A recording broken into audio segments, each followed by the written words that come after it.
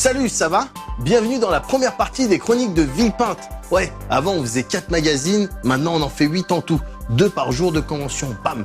Vous allez voir, il y en a plusieurs au cours de l'été, des chroniques avec des sujets dans tous les sens et de tout ce qui vous intéresse, jeux vidéo, manga, cosplay, musique, tradition, modernité, contraste, etc. Aujourd'hui, c'est nous qui présentons Aymeric. Donc d'habitude, quand on nous voit tous les deux, c'est qu'il est 22h30 et qu'il y a un classé 18+. Là, non. Mais c'est pas grave parce qu'on s'adapte. Là, par exemple, on a quoi aujourd'hui, Aymeric? Aujourd'hui, on va parler d'Azumi Inoue and the Nekolite Orchestra. On aura un autre chan également. Cyril a encore fait l'envoyé spécial dans les stands bien otak du salon. La première partie des sujets consacrés aux jeux vidéo sur le salon avec principalement de la baston et notamment Street Fighter V. On parlera également de Saeki Kenzo, l'homme à la tête de sushi a encore fait le déplacement cette année. On terminera sur un petit tour des fanzines de Japex. Mais tout de suite, les news. Vous voyez, on s'adapte. Non, parce qu'on rigole pas maintenant, il y a des news aussi dans les chroniques de Villepinte, c'est pour ça. Non, comme ça, toi, on sait ce qui s'est passé. Okay.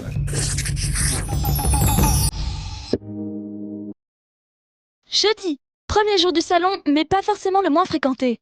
Dès le début de matinée, une foule compacte sort de la gare RER et se dirige vers le salon. Au lieu de rentrer par la façade, les visiteurs doivent contourner le bâtiment et suivre un long parcours de plusieurs centaines de mètres avant d'entrer dans un premier hall vide. Ici, ils passeront les contrôles de Vigipirate afin de ressortir à nouveau et d'atteindre un second hall où ils seront soumis à l'épreuve impitoyable des barrières en zigzag. Enfin, ils devront parcourir le hall dans toute sa longueur pour arriver à la terre promise.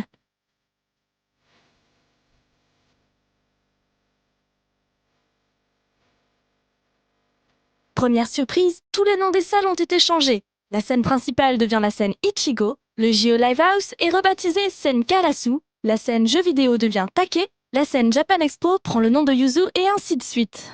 À ce sujet, on remarquera de gros changements au niveau du JE Live House ou la scène Karasu maintenant, vous suivez? Si on peut regretter que les écrans géants aient disparu, on peut tout de même reconnaître que la scène était bien plus belle, mieux construite et proposait des effets de lumière beaucoup plus puissants et travaillés que les années précédentes. Les grands drapés noirs installés de part et d'autre de la salle ont aussi permis d'avoir un son plus mat avec moins de réverbération. Japan Expo continue donc d'évoluer et après les 15 ans de l'année précédente, il fallait faire fort en contenu, en invité et en spectacle pour être à la hauteur. Cette édition sera-t-elle réussie? C'est ce que nous verrons tout au long de ces magazines Chroniques de Villepinte, que vous pourrez suivre pendant tout l'été.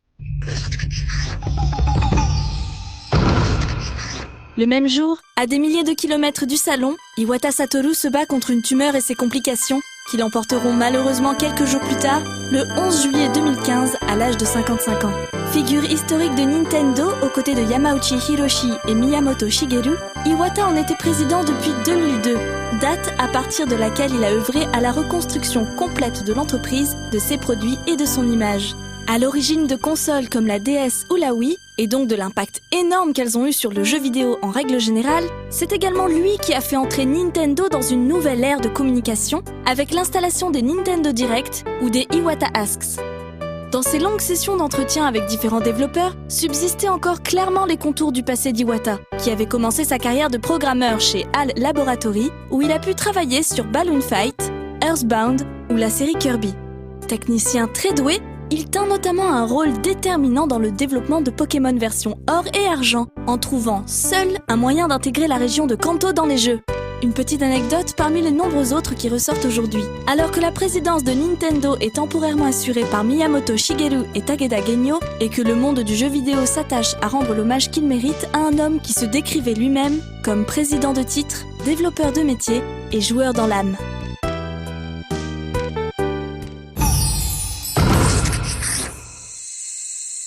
Donc toi, Aymeric, t'as présenté le docu Moi JE. Du coup, j'imagine que tu dois être loquace sur le sujet, non? Alors effectivement, j'en suis pas à mon premier passage à Japan Expo, j'allais dire Villepinte, mais en fait je parle bien de JE tout court, car la première fois que j'y suis allé, c'était en 2004, et il se déroulait encore au CNIT, donc à la Défense. Ouais. Alors j'en avais déjà parlé à l'occasion des discussions de Moi JE, mais ouais, moi j'avais l'impression d'assister à quelque chose d'historique. 2004, plus ou moins 2004, c'est le moment où tout a changé en France, enfin c'est mon avis en tout cas, mais j'ai l'impression que ouais, la culture geek dans son ensemble commençait à être reconnue, non pas comme un simple loisir infantilisant, mais comme en fait une véritable culture à part entière, tu vois, avec essentiellement des passionnés donc. Et Japan Expo, petit à petit, c'est devenu en fait cet endroit, ce rendez-vous annuel où ces passionnés justement pouvaient se pointer habillés en personnage de manga ou de jeu vidéo et ça paraissait normal. C'est comme si en fait ils avaient inventé une sorte de deuxième Halloween.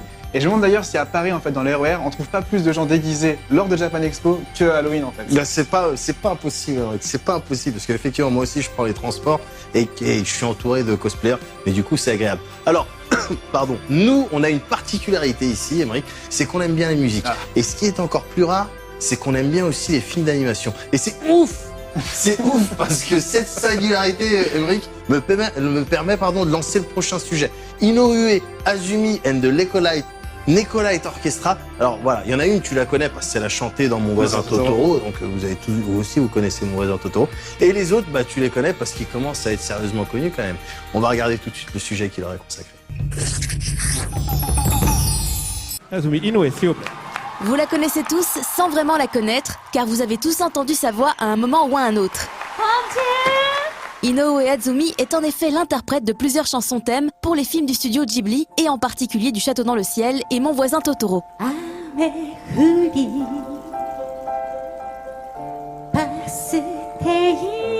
Avec le Nekolite Orchestra, elle inaugurait la nouvelle salle de concert fraîchement renommée Senkarasu. Et elle était accompagnée de sa jeune fille, Yuyu, tout juste âgée de 10 ans. Et le moins que l'on puisse dire, c'est qu'elles sont très complices. ステージ上で一緒に立っている時は、まあチーム？ライバル？いや、ライバルじゃないでしょ。ライバルじゃないか。ライバルみたいなものかな。いや、違う。そっか。二人で楽しく本当にもともと私一人でコンサートをやっていたので、ゆうゆがデビューして、小学生シンガーとして今頑張ってるんですけど、こうやってね2人でいろんなところに行っていろんな皆さんに私たちのデュオを聴いてもらえるっていう本当にすごく感謝して歌っています。はい、やっぱり声質がすごく似ているので。似てるかな？似てるって言われるじゃん。そういうことない。時と場合による。あ、そうね。どんどん娘も小さい、赤ちゃん的なこと、このなんていうんですか、言葉というか声からどんどん女性としての色気出てないね。出てないよ。まだその年じゃないよ。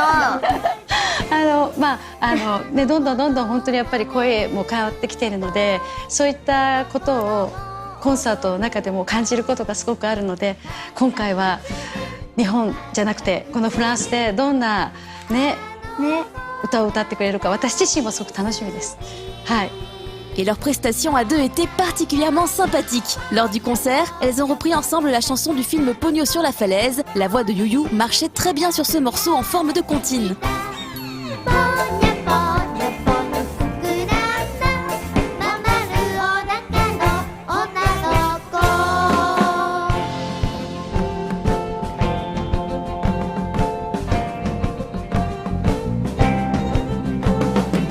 Revenons 30 ans en arrière. Pour Inoue Azumi, tout a commencé avec une chanson. Il s'agit de Kimi no Sete, la chanson utilisée en générique de fin du film, réalisée par Miyazaki Hayao. そうですね。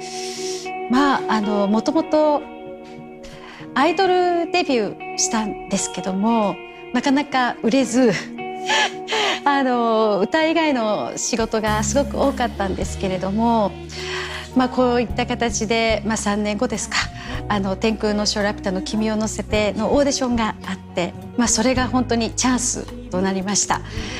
本当は8月公開だったんですけども、6月に、オーディションがあって、本当ギリギリで、実を言うとポスターやチラシ初期の方では出てなかったりとかしていて、で今回ラピュタがそういった形で参加だったので、隣のトトロはもう初めから参加させてもらえたら嬉しいですっていう話を宮崎駿監督に、そしてプロデューサーの鈴木プロデューサーに言った時にじゃあ、イメージアルバムを作るのでその時から参加しますかということで、隣のトトロはもう本当に頭から参加させていただきました。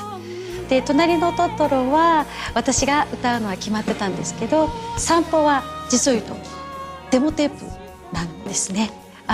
杉並児童合唱団の子どもたちが歌うのは決まっていたんですけど、こう口を大きく開けてこう歌のお姉さんみたいに仮歌をちょっと子供たちに聞かせてほしいんだけど、あすみちゃんそういえば合唱団でだったよねって言われて、それで 2,3 回かな歌ったものが鈴木プロデューサーにあすみちゃんの声が入っていた方が芯があっていいということで、私も急遽参加することになりました。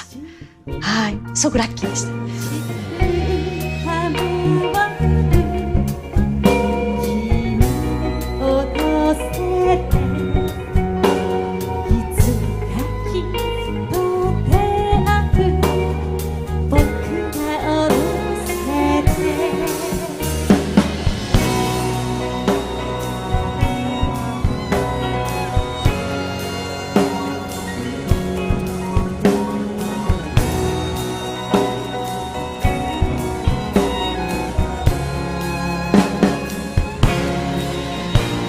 隣のトトロもラピュタも当時ですね、ちょうどラピュタが29年前でトトロが26年前なんですけど、あまり当時は売れなかったんですよ。すごくいい歌なのに、いい歌を歌わせていただいているのに、どうしてアルバイトしなきゃいけないんだろうってすごく思っていた時期が結構長かったので、32年経ってるんですけどまだまだこれからだなと思いながら今も歌ってます。はい、もう本当にありがたいなって思いますね。で、特にこの数年、海外でのコンサート公演が多いので、ぜひ世界の皆さんに自分の歌声をきっと皆さんすごくスタジオジブリさん愛してらっしゃるので、そういった意味で期待を裏切らないように頑張って歌っていきたいと思います。はい。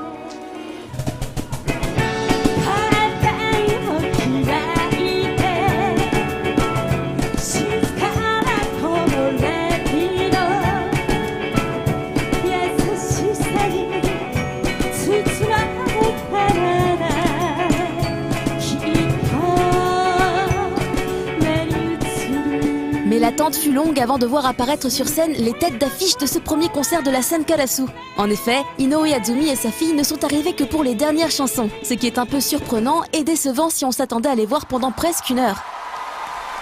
Fort heureusement, la formation Nekolite Orchestra, groupe de musique créé en 2011 dans le sud de la France et reprenant principalement des génériques d'animés, nous ont fait patienter de la meilleure des manières.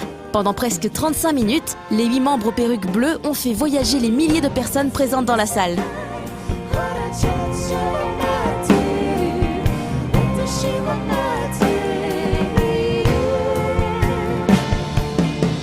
Un groupe indé qui a tout des grands professionnels. Mise en scène travaillée, cette liste bien amenée, pas de fausses notes et une interprétation originale de chacun des morceaux, comme cette version a cappella de la chanson thème de Princesse Mononoke.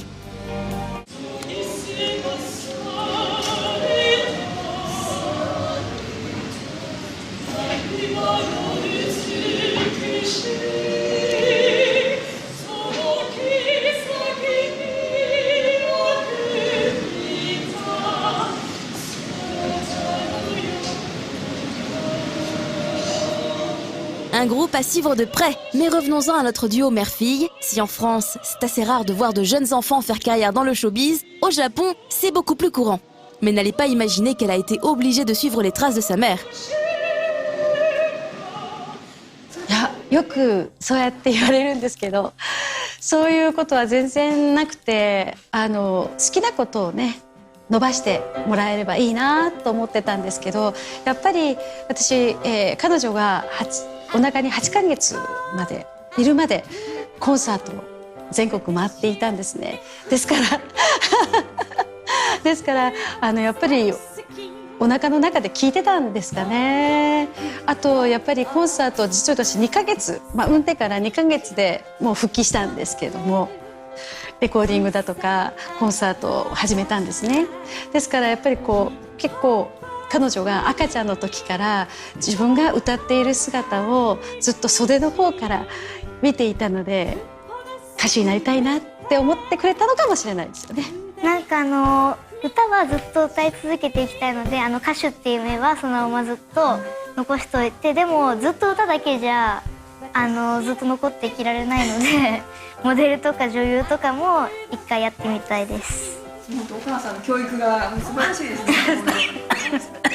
そうですか、ありがとうございます。なんで今席いや、すみません。もう捨てました。そうですか、そんなこと考えてたんですか。Le concert s'est terminé en apothéose avec les deux chansons de Totoro. Tout d'abord Sampo, le générique de début, une petite ritournelle aux allures de marche militaire.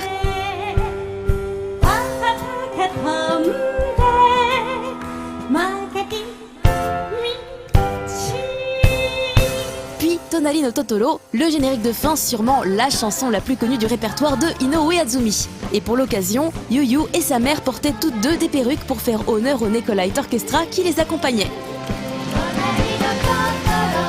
はい、ということで、念願だった、ジャパンエキスポにも参加できて本当に嬉しかったです。そしてこれからもですね、本当に全世界で私たちの歌声を皆さんに届けられるようにこれからも頑張っていきたいと思います。YouTube 等でですね、私たちの歌声がですね、プロモーションビデオとしてですけれども、ご覧になれるのでぜひ皆さんご覧になってみてください。これからも応援よろしくお願いします。よろしくお願いします。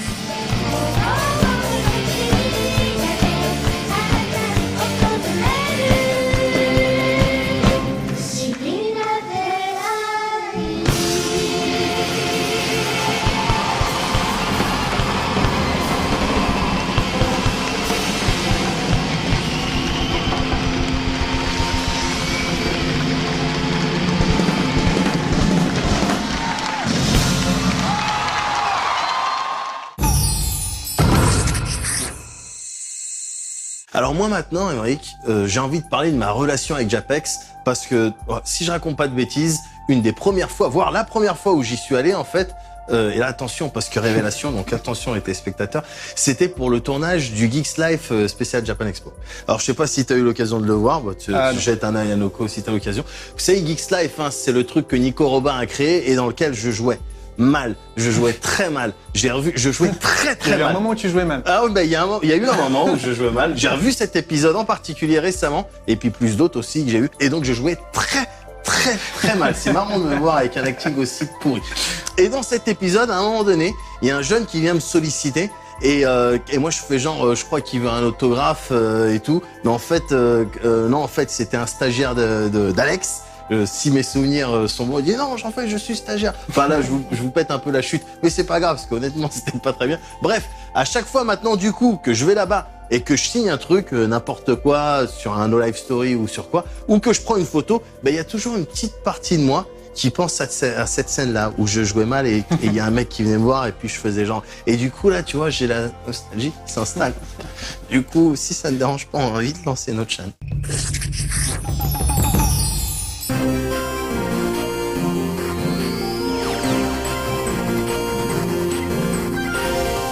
Salut Zotac, c'est Nochan. Cette année encore, j'ai décidé de rester chez moi et je crois que j'ai bien fait. Bon, d'accord, j'ai pas pu voir la conf de Miyamoto, mais il y a de live pour ça. Et vu la chaleur qui régnait dans les halls hantés de Freehugger poisseux et de Laurent Baffy amateur flingué de la tête, je ne regrette rien. C'est pour cela que, comme chaque année, j'ai demandé à mon fidèle valet, Cyril Lambin, de faire le tour du salon pour moi. Et il faut dire qu'il connaît un peu mes goûts depuis le temps. Bon, on me dit que la ligne est en place. Cyril, tu me reçois ? Hein, quoi, oui. Ah, notre Chan, ok, on le fait encore cette année ? Bah ouais, c'était prévu comme ça. Ok. Il y a encore beaucoup de choses cette année à Japan Expo, alors... Bon, j'ai essayé de trouver plein de petits stands parce que c'est parfois un peu planqué, mais regarde ce que j'ai trouvé pour toi. J'espère que tu aimes Love Live, le jeu. Ouais, c'est ma cam. Et regarde, il y a un stand qui vend des goods officiels Love Live. Ah ouais, t'as l'œil. Il était un petit peu planqué, mais j'ai réussi à le trouver. Et c'est connu en France, ça ? Bah, tu regardes pas No Life ou quoi ? On en a parlé. Bah, c'est un petit jeu sur mobile, un jeu musical, un free-to-play. Et il est disponible sur iOS et Android. Et ça fait fureur, c'est un jeu japonais comme il y en a de plus en plus en ce moment. C'est un stand c'est une collaboration entre l'anime Love Live, qui fait partie du top 1 au Japon, et du festival Kanda Myojin, qui est aussi le sanctuaire, un des 3 sanctuaires les plus réputés de Tokyo. Et voilà. Et donc on a 2 prêtres aussi qui sont venus exprès du Japon, du sanctuaire actuellement, que vous voyez derrière. Et on fait des petites photos et voilà, on présente un petit peu les produits. C'est quoi le rapport entre les prêtres et Love Live ? ils ont fait une collaboration justement pour ramener du public. Et bah voilà, c'est tout. C'est vrai que c'est unique au Japon de voir une collaboration comme ça entre un sanctuaire et un animé. Ah ouais, ça c'est sûr. C'est comme si le curé de Châteauneuf de Gadagne faisait la promo de No Life les Aventures. Et sinon, quoi d'autre? Alors je suis devant un stand d'Oculus Rift, a priori, avec l'attaque des titans. Ah mais je vois qu'il y a No Life derrière. Ah bah oui d'ailleurs, il y a Japan in Motion. Ouais, je découvre en même temps que toi, tu vois. Alors bon, on va essayer de voir si on peut poser quelques questions. これは日本で展覧会の中でやってるものなんですけれども、作品の世界がこのバーチャルリアリティに非常にマッチしてると思って作りました。Il y a un titan, il a essayé de me manger, il était dégueulasse. Ah, c'était génial. Bah ça a l'air de marcher. Ça a l'air de marcher, j'ai un peu peur maintenant. Je suis dans une salle de cinéma où je vois un épisode de l'attaque des titans en fait là.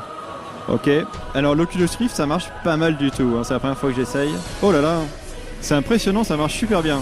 Voilà, il y a un titan qui vient d'apparaître. Ah, ça commence à chauffer là. Ok, alors oui, ça a l'air génial, mais c'est pas très télégénique comme attraction.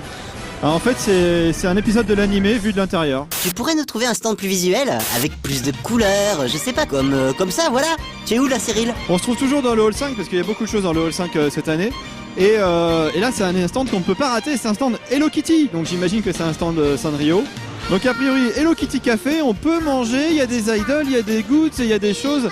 En fait, c'est un petit bar, un petit café. Tout ça a l'air très très mignon.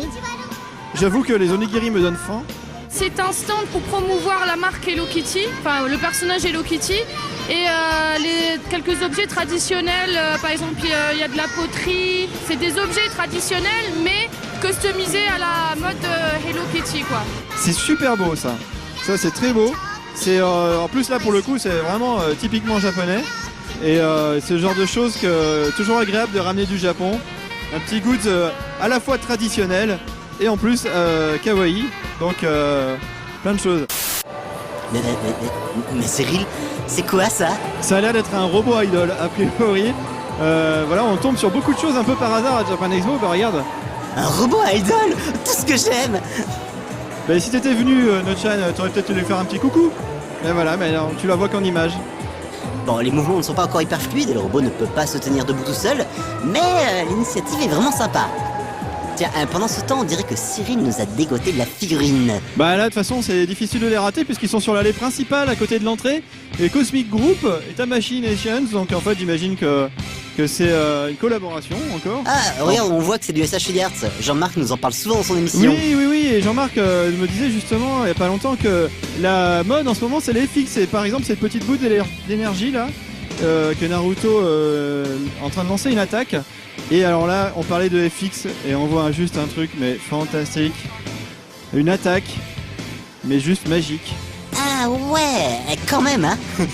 Ça brille et ça clignote et on sent toute l'énergie. Non mais vraiment, il y a les petites pierres là qui sont très très impressionnants. Encore du Sanseiya avec des armures qui brillent au soleil. Et là, ils sont pile poil dans l'allée centrale, donc le soleil se reflète sur les armures. Alors bon, je vais finir sur ce stand avec un truc vraiment sympa, c'est les Dark Vador Samurai. C'est bien fait, hein? Excellent! Et je crois même que j'ai vu un cosplay de cette figurine. Et l'idée du mix entre les deux, elle est vraiment intéressante, c'est une très bonne idée à mon avis. Ok, merci Cyril. Et maintenant, on va où? J'étais sur le chemin pour aller sur Frontwing et je suis tombé sur le stand de Tokyo Otaku Mode. Et alors du coup, qu'est-ce qu'il y a sur Tokyo Otaku Mode? Il y a des sushis, mais en fait ce n'est pas des sushis, ce sont des chaussettes sushis. Oui, c'est bien les chaussettes, mais ça me fait une belle jambe à moi. Hein. Alors voilà, une fois plié, à quoi ça ressemble à des sushis. Alors il faut évidemment plier ses chaussettes chez soi, il ne faut pas les laisser en bazar. Et une fois dépliées, voilà, c'est une chaussette sushi. Donc on peut les présenter comme ça, voilà, en plateau de sushi, qui a été un petit peu mis en bazar là. Mais voilà, donc c'est pas très très cher d'ailleurs. On est sur des 5 € la paire, 25 € les 6, c'est des prix tout à fait normaux pour des chaussettes. Donc là je vois que vous avez des chaussettes sushi, donc c'est très rigolo et j'espère que vous en avez vendu un peu parce que c'est très sympa. Et il y a aussi je vois des recueils, des artbooks Et du doujinshi aussi, c'est ça? Cette année c'est particulier parce que du coup on fait une rétrospective entre guillemets sur l'illustrateur Regius qui est un illustrateur particulièrement connu et apprécié depuis maintenant près de 3 ans. Il est connu pour avoir fait le chara design de la série Guilty Crown principalement et des illustrations très connues pour Vocaloid par exemple. Ok Cyril, on va devoir rendre l'antenne bientôt. Mais avant, tu peux m'expliquer où tu es là? Alors on est sur un stand qui est un peu spécial, c'est une collaboration entre des associations françaises et des japonais. Donc Frontwing et Ki, mais je pense qu'il y a quelqu'un qui va nous en parler mieux que moi. Alors, qu'est-ce que c'est que ce stand? Bonjour, eh bien c'est le stand de Frontwing, la compagnie déroguée japonais, qui est en partenariat avec le stand de Ki, sponsorisé par Visual Arts. On a fait venir, Kawasoft, l'association, on a fait venir ces deux compagnies à la Japan Expo pour essayer de faire découvrir le public français, au public français cette partie de la culture japonaise. Alors par exemple là on a un des artbooks de Akio Watanabe. Donc interdit au moins de 18. On a censuré les pages à la main, on les a bloquées pour que tout le monde puisse les consulter librement. C'est quoi ça? Ouais c'est vrai, c'est quoi ça? C'est super cher, c'est quoi? Eh bien ce sont des kakejiku, c'est-à-dire des rouleaux muraux. C'est des pièces extrêmement rares, il y en a que 2 qui sont faites dans le monde. Il y en a un pour la Japan Expo et un pour l'Anime Expo. Et ils sont, voilà, il y en a 10 différents. Et ils sont tous signés de la main de l'auteur, manuellement. C'est également un objet de très grande valeur parce que c'est vraiment quelque chose qui a été fait selon les procédés traditionnels. C'est les mêmes procédés qui sont utilisés pour faire les objets équivalents dans des temples au Japon. Et les procédés sont faits pour garantir que les couleurs ne se dégraderont pas avant 100 ans. Pour l'instant, à la Japan Expo, on en a vendu 4. Et à l'Anime Expo, ils en ont vendu 5. Attends, là je ne comprends plus. Il y en a 2 dans le monde entier et vous en avez vendu 4? Non, c'est parce qu'il y a 10 modèles différents. Il y a 10 modèles différents et 2 de chaque. Un qui part pour Japan Expo, un qui part pour Anime Expo. Et comme ils sont signés, eh bah, limite un jour peut-être que le gars qui a celui de Japan Expo, il va retrouver son jumeau d'Anime Expo. Ok, Cyril, il ne me reste plus qu'à te remercier. Grâce à toi qui as bravé la foule, la chaleur, ma place, j'ai vécu Japan Expo comme si j'y étais. enfin, sauf pour l'Oculus, ça rend vraiment rien en télé. Bon allez, allez rentrez les otaques.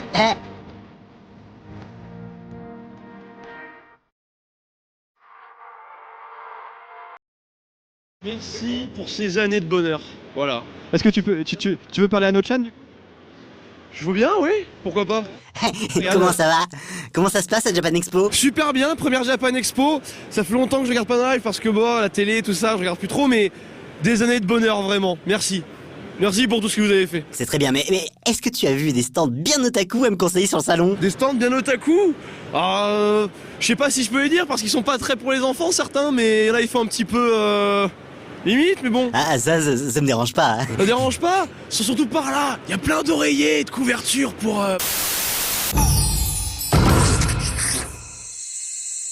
Alors il se trouve que le premier sujet jeu vidéo de ces chroniques de Villepinte parle de baston et plus spécifiquement de Street Fighter.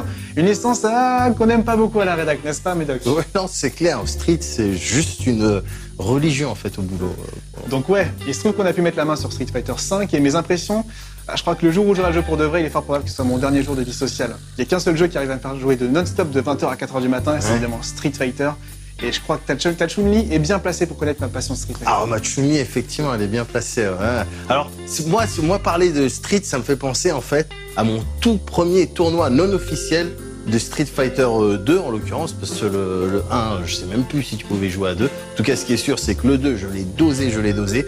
Et des fois, tu sais, quand tu joues aux jeux vidéo, voilà, t'as ce genre de souvenir. Moi, mon tout premier tournoi non officiel, c'était à Saint-Thibaud-des-Vignes.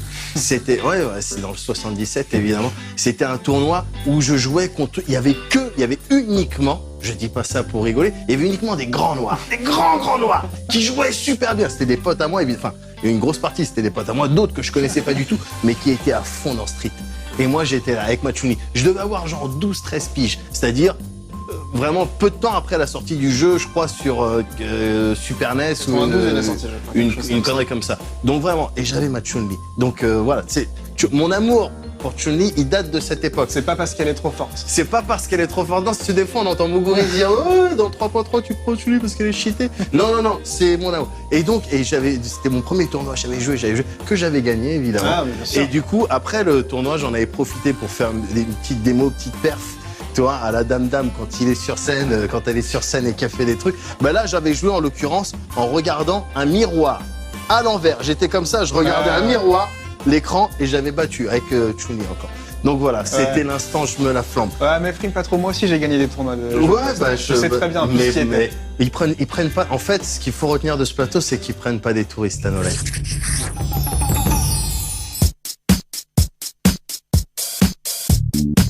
Coincé entre l'E3 et la Gamescom, Japan Expo a longtemps peiné à se faire une vraie place parmi les événements liés aux jeux vidéo. Depuis quelques années, on sent toutefois les choses bouger, alors que les éditeurs font de plus en plus d'efforts pour amener des personnalités importantes et des gros titres sur le salon. À l'image de Capcom, qui proposait cette fois-ci au public de s'essayer à Street Fighter V pour la première fois en France. On a bien évidemment sauté sur l'occasion pour tester un peu le jeu, présenté ici dans une version similaire à celle de l'E3. Avec ses 6 personnages et ses 2 stages, Street 5 est pour l'instant loin d'être définitif. Mais il montre déjà les contours de son nouveau système de jeu, basé sur la jauge de V. Une fois remplie, celle-ci permet à un combattant d'activer son V-Trigger unique dont les propriétés varient. Camille et Dictateur voient par exemple leurs coups spéciaux modifiés pendant un certain temps, tandis que Birdie gagne un bonus de dégâts temporaires ou que Charlie peut se téléporter une fois. Contre un fragment de la même jauge V, un personnage pourra également utiliser le V-Reversal qui permet de repousser un adversaire après un coup encaissé dans la garde, selon un principe qui rappelle l'Alpha Counter de la série des Street Fighter Alpha. Et pour remplir cette fameuse jauge, il faudra utiliser le V-Skill, qui se déclenche à l'envie d'une simple pression simultanée sur poing et pied moyen. Là encore, chaque personnage aura son propre coup. Chun-Li s'élance par exemple dans les airs, tandis que Ryu peut exécuter une sorte de pari à la Street 3, ou que Charlie peut absorber un projectile. C'est peut-être ce point précis qui nous réserve encore le plus de surprises, puisque chaque nouveau personnage annoncé amènera son propre V-Skill avec tout ce que ça peut impliquer en termes d'équilibrage. En l'état actuel des choses, Camille peut par exemple sembler assez peu gâtée avec son spin knuckle, comparé à d'autres combattants. Mais il faudra bien évidemment attendre la sortie définitive et les éventuelles modifications du système opérées entre-temps pour s'en faire une idée pertinente. D'ici là, on sent déjà une volonté de changement assez radicale de la part de Capcom, qui n'hésite pas à puiser dans d'anciennes mécaniques qui ont fait leurs preuves plus tôt pour créer quelque chose de nouveau. On sent du Alpha dans Street Fighter V, mais aussi du 2X et un peu de Third Strike. Tandis que l'abandon de la focus et du principe d'Ultra sonne comme des désaveux de Street Fighter 4 et de ses mécaniques de comeback et ses solutions défensives pas toujours très appréciées. Plus récemment, à l'occasion du Comic-Con San Diego, Capcom a également révélé le personnage de Ken, dont l'aspect douteux est amplement rattrapé par une palette de coups assez originale qui l'éloigne plus que jamais de Ryu et des autres Shoto. On a hâte de pouvoir l'essayer, grâce aux 3 sessions de bêta dont la première se tiendra du 23 au 28 juillet sur PS4 uniquement.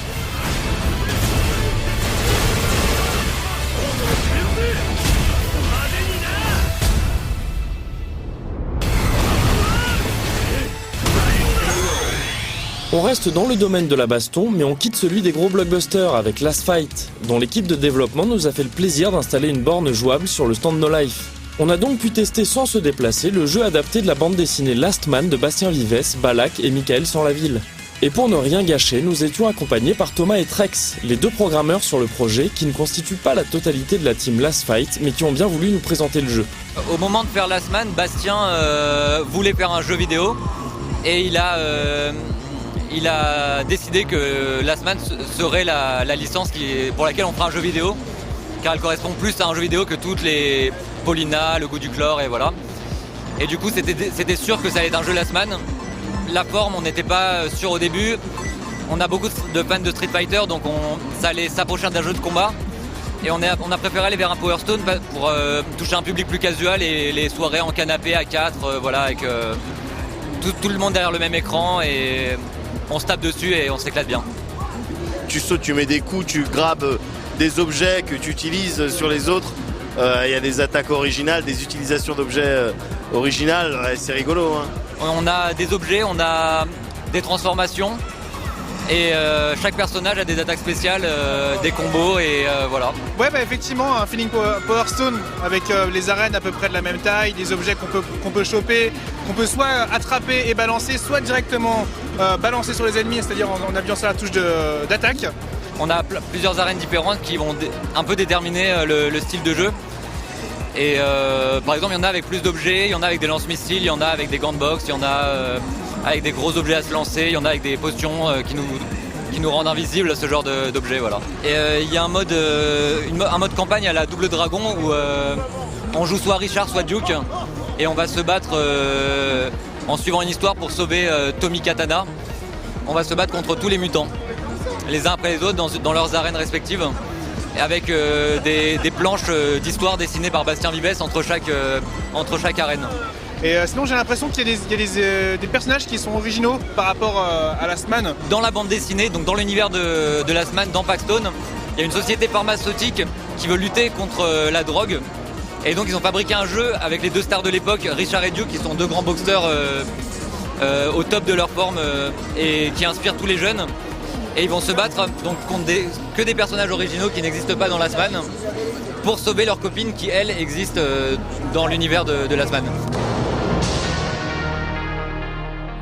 On s'est fait plaisir, on a fabriqué 2 bandes d'arcade et elles ont tourné non-stop pendant tout le Stunfest.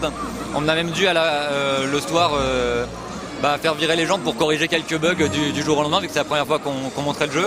Ça va énormément changer d'ici à la sortie du jeu, vu qu'on est en permanence en train d'essayer des nouvelles idées. Au niveau gameplay, on expérimente beaucoup. Par exemple, avant la Japan Expo, on a changé l'attaque de Spice, le personnage féminin là, rouge qu'on voit. Et on a transformé la plante carnivore qu'elle invoque en un piège qu'elle pose au sol. Et on adore, donc ça risque de rester, mais on reste ouvert aux idées de gameplay, on expérimente et on garde ce qui est fun. Les barres de vie au sol, au Stunfest, c'était pas le cas. Là, c'est quelque chose avec lequel on expérimente parce que les barres de vie en haut, c'était un peu difficile à suivre pendant qu'on est en train de se battre, de regarder régulièrement sa vie et souvent les joueurs se rendaient compte qu'ils étaient morts au dernier moment, au dernier coup. Et là, donc, on expérimente avec les barres de vie plus présentes, plus au centre de l'action, quoi. Donc on sera également à la Gamescom avec un jeu qui sera beaucoup plus proche de sa version finale. Le jeu sera terminé en tout cas à Noël et après ça va beaucoup dépendre des constructeurs, du temps d'acceptance de Steam, de Microsoft, de Nintendo. Vu que le but c'est de sortir sur PS4, sur Xbox One, sur Wii U et sur PC. Pas très loin du stand No Life, ouais on était bien placé cette année, se trouvait également un petit espace réservé à The Ultimatest Battle, un jeu indépendant dont le game designer, Esken, a bien voulu nous parler. Je suis le game designer d'Edio Games, le studio qu'il y a derrière. On a un jeune studio indépendant, on a ouvert ça fait 2 ans qu'on a lancé notre jeu en bêta ouverte maintenant. Notre jeu c'est The Ultimatest Battle, UB pour les intimes. C'est un superlatif qui n'existe pas en anglais mais on en a parfaitement conscience, c'est pour montrer le côté décalé du jeu. C'est un jeu de plateforme avec la destruction du terrain tout comme les Worms, sauf que c'est du temps réel, beaucoup plus nerveux. Chacun contrôle son personnage, tout le monde saute et tire dans tous les sens en même temps. C'est du PVP par équipe, dans différents modes de jeu, donc c'est des games qui durent environ 5 minutes par partie, donc ça s'enchaîne assez rapidement. T'as un système de classe qui est pas mal similaire à celui de Team Fortress 2. De manière générale, notre modèle économique est celui de Team Fortress. On est du free-to-play, pas du tout du pay-to-win, du pay-to-skin ou du pay-to-swag, comme disent nos joueurs. Donc en fait, chacune des classes, tu vas pouvoir les changer en cours de jeu et la personnaliser avec des armes que tu vas drop ou craft au fur et à mesure de tes parties. Sachant que le principe, c'est vraiment basé sur l'équité entre les joueurs. Tu vas pas avoir une arme qui va être plus forte qu'une autre, si j'ai bien fait mon job. De manière à ce que si un nouveau joueur se retrouve contre quelqu'un qui a toutes les armes du jeu, s'il joue mieux que lui, il a toutes les chances de le défoncer.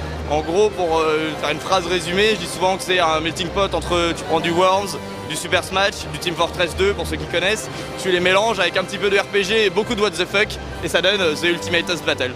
Ce mélange peut-être étonnant mais certainement pas déconnant était un des très rares jeux indépendants à se présenter sur le salon. Le seul en tous les cas à avoir son propre stand. C'est sûr que c'est un petit peu compliqué d'obtenir un stand à la JE, mais on a eu pas mal de chance parce que ça faisait déjà 2 ans qu'on était présent à la JE. On a lancé notre bêta à la Japan Expo 2013 vraiment. On n'était pas du tout professionnel, donc on a pu s'acheter un stand jeunes créateurs où c'est vraiment des prix d'amis pour les jeunes créateurs qui proposent des dessins ou autre chose comme ça. Nous on a présenté notre jeu en ligne, c'est ça qui a vraiment lancé notre communauté au départ. Et de là, du coup, on a fait au moins le Toulouse Game Show, on fait le TGS chaque année, la Japan chaque année. Récemment, on a fait les Geek Ferries. On essaye d'être présent le plus possible au contact des joueurs pour justement pouvoir leur expliquer notre démarche, qui on est et comment on fait ça. À partir du moment où tu passes professionnel, c'est sûr que c'est beaucoup plus difficile d'avoir un stand parce que beaucoup plus cher. Et non, nous, on a eu la chance d'être là depuis 3 ans à la Japan. Et du coup, quand j'ai expliqué à l'organisation que nous, ça allait être notre 3e année, mais qu'on n'avait clairement pas les moyens de se payer un vrai stand pro, étant donné le budget, ils nous ont fait un gros prix d'amis pour justement nous permettre d'avoir cette visibilité hors du commun qu'est la Japan, parce que ça reste quand même la référence des studios, des festivals geeks en France.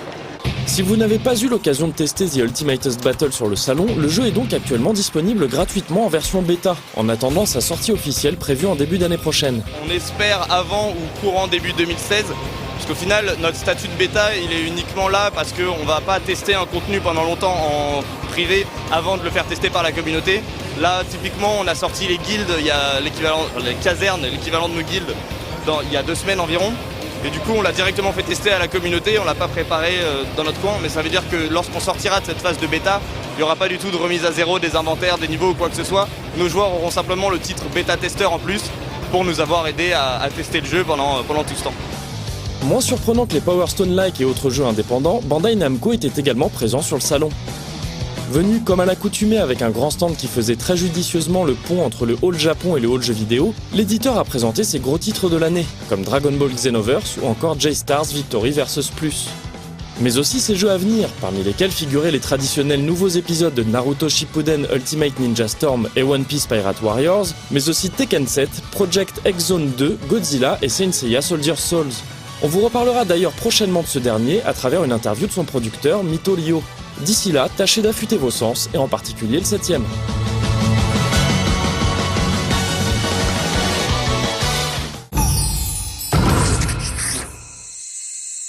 Alors Aymeric, cette année, c'est la première année où tu vas à Japex en tant que journaliste et non visiteur. Donc est-ce que tu peux expliquer ce que ça fait en fait et ce que ça change pour toi? Alors ce que ça fait, j'ai moins fait la queue déjà.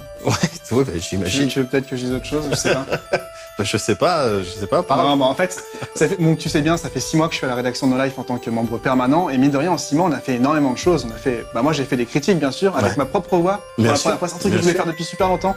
J'ai présenté des numéros de classe 18+ avec toi. Non seulement avec toi, mais avec aussi Moguri, quand t'étais malade, ça allait, mais t'étais malade, mais ça allait. Mais ça allait. Mais j'étais malade quand même. On avait fait une émission de télé-réalité aussi, que j'ai gagné d'ailleurs.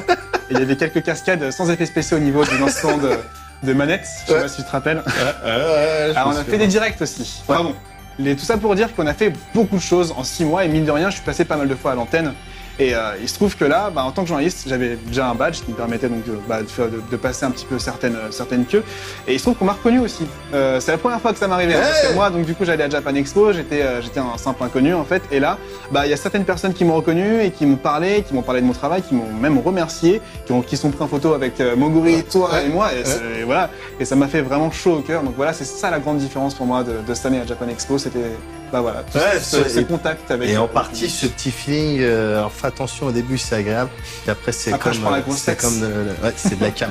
Alors moi, je suis désolé, ça fait un peu connard, mais j'ai toujours eu ce sentiment. Enfin, depuis que j'y vais, la fois où j'avais tourné le East Life Japan Expo, j'ai toujours eu le sentiment, et en particulier donc les premières années, de VIP, un sentiment de VIP. Quand je marche vers le salon, dehors, là, vous voyez, quand il y a les halls, tout ça, et je vois cette queue, mais énorme, qui va jusqu'à un endroit que j'arrive même pas à voir avec mes yeux, et je m'en fous, j'ai un badge.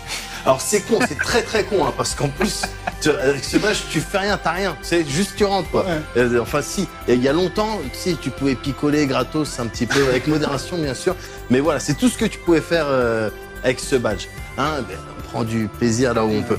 Du coup, c'est un petit sentiment de connard, mais c'est celui que j'ai à chaque fois que j'arrive à Japex. Allez, Aymeric, je te propose de regarder Saiki Kenzo dans un sujet. Ça, c'est intéressant, ça.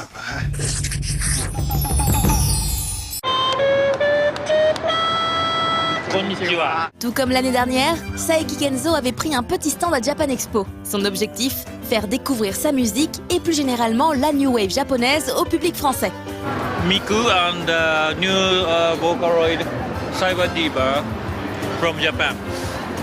And Cyber Diva と初音ミクを紹介してますけど、特にこのサイバーディーバーは今年出たばっかりの英語が喋れる、英語で歌えるソフト、で非常に面白いので、自分のバンドハルメンズっていうのでやった曲をこうやってサイバーディーバーで打ち込んだものを今回、このブースで紹介してます。Il n'a l'air de rien comme ça, mais Saiki est un personnage à part, déjà par son métier qui est dentiste. Un métier qu'il pratique tout en menant sa carrière artistique en parallèle. On le surnomme même parfois le dentiste chantant au Japon. Et surtout, c'est un compositeur et parolier très apprécié. Il a écrit par exemple les paroles de Ai no Tane, la première chanson des Morning Musume, mais aussi la bande originale de l'anime NHK ni Yokoso. Et peu de gens savent qu'on lui doit aussi la naissance des Denpagumi Inc. 電波組が来てて、電波組は僕名付け親なんですね、ですから非常に嬉しかったですし、僕は、2009年、2009からリアステージという秋葉原のアイドルカフェをずっと、プロデューサー的に接していまして、そこで女の子を、CD 作ったりしてたんですけど、それが、僕が終わる頃に電波組ができて、で名付けて去ったという感じですね。ですから僕は秋葉原の盛り上がりの、創世期みたいな頃によく秋葉原にいました。はい。皆さんもゲンスブールの墓にお参りに行って、今回ライブがこれもう終わったんですけど成功したんで、それに関してお礼を、申し上げて。みだらだろうこのささやき、神様たちに見せてやろう。ほどけて体を嘆きを枯らすからお前にどれにさせて。En effet, mercredi, la veille de Japan Expo, il se produisait au Sentier des Halles à Paris. Accompagné d'un piano et d'une guitare, il y interprétait ses reprises de Gainsbourg en endossant sa fameuse tête de sushi, référence à l'homme à tête de chou. 私は2003年に、このフランスで寿司頭の男という、アルバムでデビューしました。セルジュ・ゲンスブールのキャベツ頭の男のパロディです。それ以来、フランスには寿司頭をかぶってコンサートをしに来ています。Son répertoire s'est d'ailleurs enrichi de quelques nouvelles reprises, comme l'Agadou que Gainsbourg avait composé pour Petula Clark en 65. So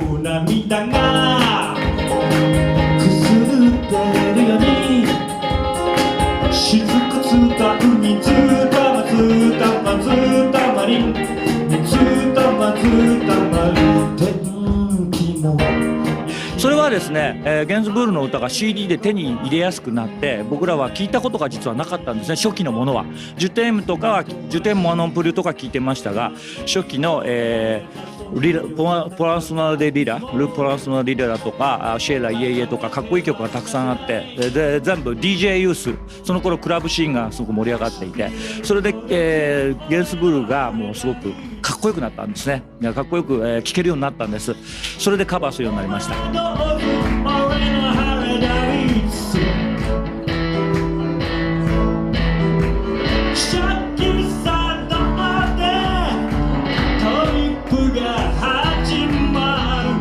気をつけていることは全て直訳で、歌うことで、日本でフランス語の先生をしているフランス人からお前の、歌は全て、同時通訳をしているようだというふうに、褒められていただきました。で、下品な部分も全部、きちっと訳すことが僕の仕事です。Le spectacle se termine avec une mémorable interprétation du Poinçonneur des Lilas, une chanson dont le texte l'a profondément marqué et qui a été le point de départ de son amour pour l'œuvre de Gainsbourg. Cet artiste multicasquette, très ouvert sur l'étranger, mais en même temps terriblement japonais, mérite plus que jamais d'être mieux connu dans notre pays. Espérons que la scène Karasu l'accueille un jour.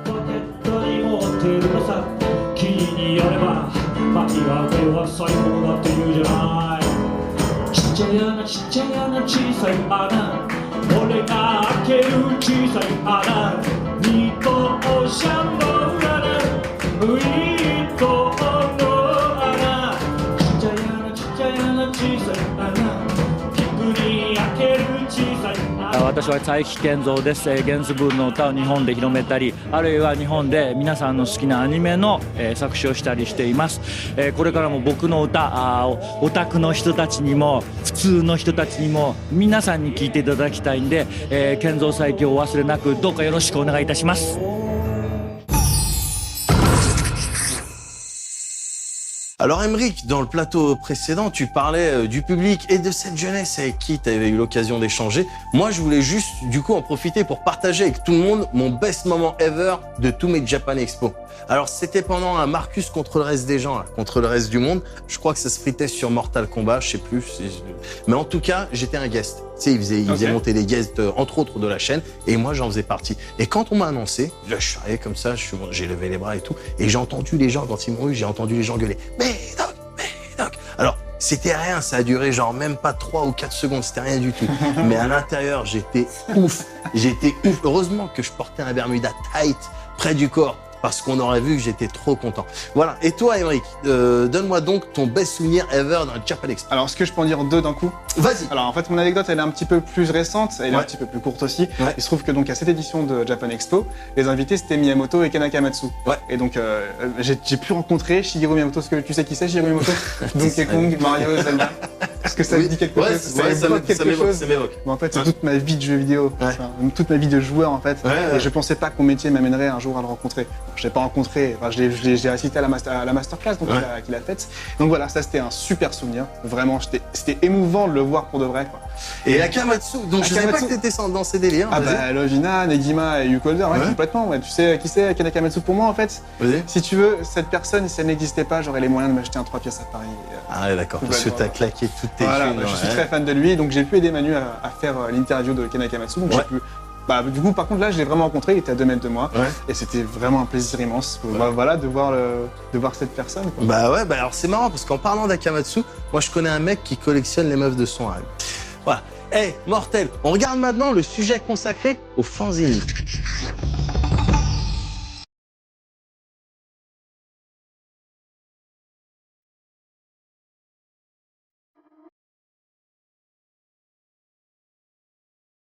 Le fanzina, c'est une tradition depuis plus de 20 ans dans les conventions occidentales d'anime et de manga.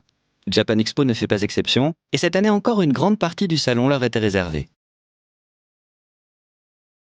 Alors que du côté Hall 6, on trouvait de longues allées remplies de stands proposant vraiment de tout, le Hall 5A proposait cette année encore une zone de créateurs pro ou semi-pro. Et même si les fans de yaoi devaient trouver plus facilement leur bonheur que les autres, la diversité des styles et des thèmes présents frappait une nouvelle fois. On pouvait par exemple tomber nez à nez avec de mignons petits monstres venus de Belgique. I'm Isabel Bale. I'm a Belgian artist. I'm drawing fantasy for like 7 years right now, and I'm making my own comics. They're called The Quest of Yin. It's getting published in 2016 for the first time, and I'm very excited. You're drawing mostly creatures, and why creatures? Because I like animals. They are fun, they are soft, they are cute, and dangerous. They can be very fantasy. And the colors are always bright, and I like bright colors. Isabelle est, comme beaucoup d'artistes, présente sur le site Patreon, qui permet de soutenir directement ces derniers. Patreon is a community actually, and you can have an account as a visitor or as a creator.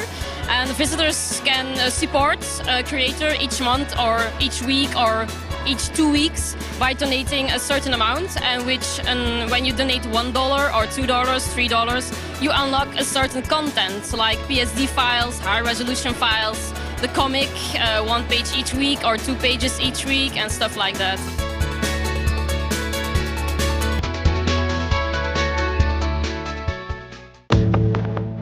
Bonjour, je suis Vigno, je suis un artiste freelance et avec mes amis Kinari Sidonang et Ashok, on fait un fanzine ensemble au stand Soderico d'Ogine. Ça va faire, j'ai commencé en 2010 et on s'est formé en 2011, donc ça va faire 5-6 ans. 5-6 ans pour faire du fanzine. En plus de notre activité en tant que dessinateur et auteur de BD, on fait aussi des artbooks regroupant des illustrations originales et des fanarts. Là c'est le dernier en date avec les animés 2015. Ça prend énormément de temps, ça consomme beaucoup de temps, surtout qu'on a d'autres activités à côté. Mes amis par exemple sont des informaticiens, du coup ils ne sont pas vraiment versés dans le dessin, mais ils essayent dans leur temps libre de dessiner.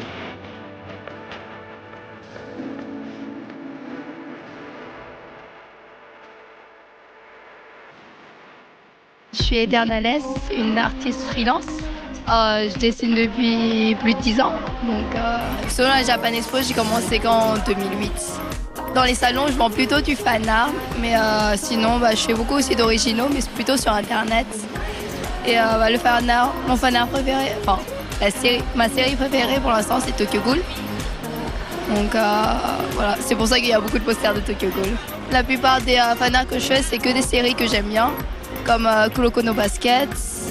Ensuite, il y a Attack on Titan, Sword Art Online que je viens de connaître assez récemment et que j'adore, et Tokyo Ghoul. Mais les stands amateurs de Japan Expo, c'est paradoxalement aussi le moyen de rencontrer des professionnels, que ce soit dans le jeu vidéo ou la manufacture. Je m'appelle Gratian Prosper, je travaille pour Hank Bunny Studio, c'est un studio de développement de jeux vidéo. Et à la Japan Expo, aujourd'hui, on présente notre jeu Macro Boy Y. C'est un fils spirituel de Megaman, un platformer combat qu'on développe depuis quelques temps. Là, on montre un prototype qui a été fait en un peu plus de 2 semaines et on essaye de produire la version finale du jeu d'ici à l'année prochaine. C'est un jeu qui peut jouer à 8 derrière son écran, qui est possiblement jouable en réseau aussi, pour pouvoir permettre aux joueurs de rendre le jeu massivement multijoueur, beaucoup plus convivial, pouvoir jouer à 8 avec des potes contre plein de gens partout dans le monde. Et en ce moment, on fait sa campagne pour son Greenlight sur Steam. La boîte a ouvert au début de l'année. Et on essaye encore de savoir, de se découvrir, de savoir comment on fait fonctionner un véritable studio de jeux vidéo. Parce qu'on cherche du financement, comme on est surtout développeur, on cherche de l'aide vis-à-vis, avec des graphistes, des compositeurs, ce genre de choses. Le concept, c'est que c'est un platformer combat. C'est-à-dire que dans ce jeu de plateforme, le but n'est pas de sortir d'un niveau, mais de décimer tous les adversaires à l'écran. On veut offrir du fun rapide aux joueurs, à plusieurs derrière le même écran et en même temps avec plein de gens partout dans le monde pour que ça soit justement plus convivial, comme je disais tout à l'heure, et que les joueurs partagent une expérience fun et rapide avec un maximum de gens. Alors, je suis créatrice du site sakaboutique.fr et en ce moment on présente vraiment des objets. Il y en a certains c'est fait main et l'autre partie c'est créé avec des artistes asiatiques. Alors en fait Saka c'est vraiment un concept qui est assez original pour les Français parce que pour les Japonais ça veut dire bazar, mais en fait plus concrètement c'est tous les objets qui peuvent embellir vraiment la vie quotidienne. Donc ça pourrait être des coussins qui est super joli ou comme quoi ça peut être des rideaux japonais, un petit bracelet ou un stylo qui porte bonne humeur. Et ça fait combien de temps que ça existe ? Alors en fait ça fait pas très longtemps parce qu'en fait je suis une jeune maman donc avant j'étais commerciale mais là pour ma fille j'ai envie de créer quelque chose qui porte vraiment un sens pour la vie. Même si l'espace dédié aux amateurs et semi-pro est loin d'atteindre celui des conventions japonaises, Japan Expo continue d'être une référence en Europe, à tel point que les auteurs d'autres pays font le déplacement chaque année. Donc, encore une fois, merci à tous les auteurs présents et à l'année prochaine.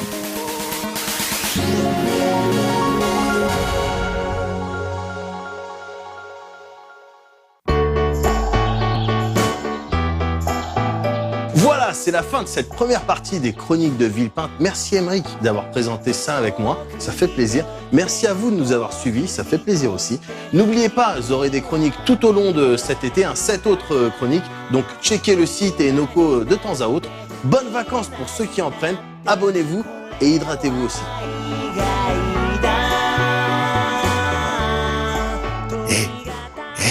Pendant que tu kiffes notre générique de fin, je t'annonce le programme de la prochaine Chronique de Villepinte. On y parlera cosplay déjà, donc ça c'est pas mal. Mais aussi musique, avec du live report d'Ailu Grace dans un premier temps. Et aussi du label japonais Brave Wave, qui donne dans de la musique de jeux vidéo justement. Ensuite, écoute-moi, c'est moi qui parle. Ensuite, comme d'hab, t'auras le droit à ton petit tour des stands animés manga. Et enfin, tu termines avec les meilleurs qui te présenteront de manière professionnelle différentes activités présentes sur le salon. Tout ça dans les prochaines chroniques. Vas-y, je te laisse. Tranquille. C'était juste pour dire ça.